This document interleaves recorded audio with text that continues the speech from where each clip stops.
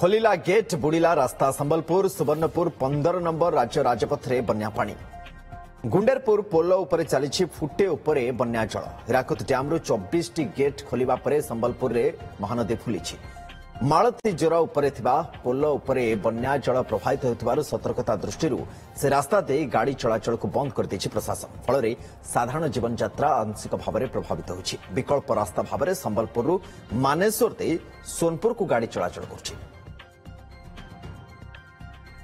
संबलपुर संजय जेना आम Sambalpur bureau chief आम सहित ऑनलाइन में रोचन संजय स्थिति वर्तमान समय कौन कौन ये डायवर्सन दे ही गाड़ी चलाचल कर स्थिति किसी सुधार आसुना स्थिति बेलू बेल आहरी बिगुड़ी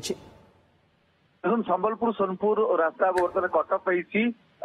विकल्प रास्ता हिसाब से बानेश्वर छक देखी चारिचिका जान बस कार गुड़िक यातायात कर संबलपुर सोनपुर रास्ता जो अच्छी गुंडेरपुर ब्रिज पाखे रास्ता कटअप होती 20 रु अधिक गेट खोलिला से रास्ता पर जल प्रभावित होता है बर्तमान पाखापाखि 2 फुट उच्चतार बन्या जल प्रभावित होती जदिव पाखे एक नुआ ब्रिज निर्माण कार्य चली किंतु एपर्यंत सरी ना पुराना जो ब्रिज अच्छी से पोल देकी यातायात करते संबलपुर सोनपुर को प्रत्यह हजार हजार गाड़ी यातायात करता है किंतु जिते हीराकुद डैम 24 टिकेट खोलिला बन्या जल प्रवेश करुँच जल से पोल प्रभावित होची जहाँफल कि यातायात प्रभावित होची रास्ता देखी 4 चक्का जान चलाचल बंद रही प्रशासन पक्ष कौन संभाव्य अघटन आशंका से रास्ता को सील कराई कौन गाड़ी मोटर से रास्ता देखिए यातायात करूना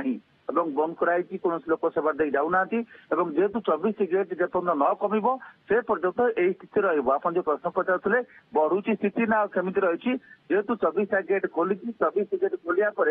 जो हरड़ जो जोर देखी पानी पशि थाए भितर महानदी मध्य निष्कासित होता है बर्तमान बैक वाटर स्थिति देखा देती कारण जल निष्कासन हो पारुना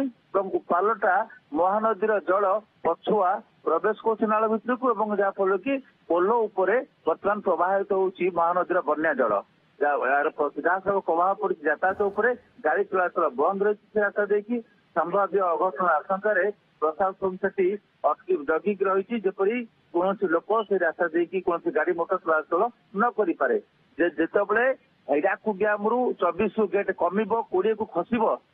बन्या जल स्तर खसब स्वाभाविक हम जेपर्यंत 24 गेट कमी ना से पर्यटन स्थिति एमती रही